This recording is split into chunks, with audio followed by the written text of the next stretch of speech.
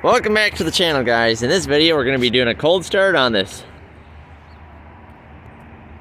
1994, 95, I think one of those, and I think it might be a 94 3500 1-ton dump truck. Alright, let's start her up. It's a Silverado too. Alright, this is an oldie, so we'll see how she starts. It's a diesel too, so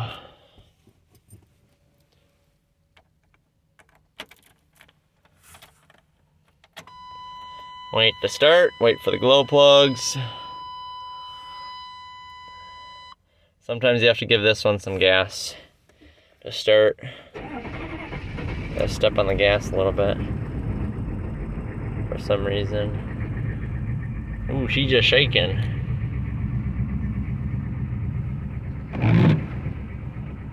There we go. Oh, now she idled out. Ooh. Ooh, yeah. There we go. Peace out. See you in the next one. Like and subscribe. Thanks for watching.